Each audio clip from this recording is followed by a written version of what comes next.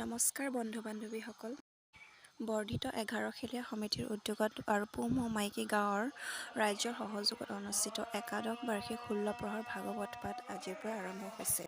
তাৰে ভাগৱত আনয়নৰ সৰু এটা ভিডিঅ' আপোনালোকলৈ আগবঢ়ালোঁ। আশা কৰোঁ আপোনালোকে ভাল পাব। আৰু লগতে আপোনালোককো নিমন্ত্ৰণ জনালোঁ। আজিৰ পৰা অৰ্থাৎ 11, 12, 13 আৰু 14 মাৰ্চ তাৰিখলৈ এই ভাগৱত পাঠ কৰিব। আৰু এই আমাৰ ভাগৱত আনয়নৰ শোভাযাত্ৰা আৰম্ভ হৈ গ'ল।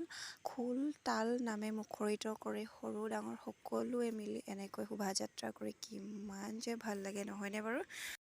এনেকৈ গুৰুজনাৰ মহান সৃষ্টি হৰিনাম গাই সকলোৰে লগতে ময়ো ওলালোঁ শোভাযাত্ৰালৈ বুলি। আৰু এই অকণমানিজনীক দেখিছেনে? চাদৰ মেখেলা খোপাৰে তাই কিমান যে মৰম লাগিছে নহয়। এনেকুৱা সৰু ছোৱালীবোৰৰ চাদৰ মেখেলা আৰু পিন্ধিলে কিমান যে ভাল লাগে দেখিবলৈ। এনেকৈ শোভাযাত্ৰা কৰি আহি থকাৰ মাজতে অন্য এখন গাঁৱৰ নামঘৰত ভাগৱত সেৱা কৰি আদৰিলে।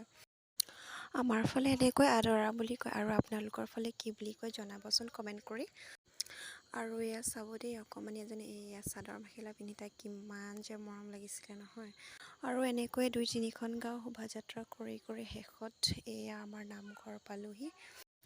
মাজতে 2-3 ঘৰ মানে ভাগৱত সেৱা কৰিছিলে বাৰু, কিন্তু সেয়া শোভাযাত্ৰাৰ শেষত ভাগৱত লৈ এয়া আমাৰ নামঘৰ সোমালোহি। প্ৰথমবাৰ এনেকৈ ভিডিঅ' এটা বনাইছোঁ, কেনেকুৱা পাইছে জনাবচোন।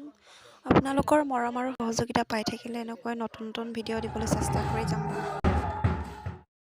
আমাৰ নামঘৰটোনো ক'ত কেনেকৈ সজোৱা হৈছে তাৰ বেলেগ এটা ভিডিঅ' দেখাম শেষত। এয়া আমি থেংক ইউ।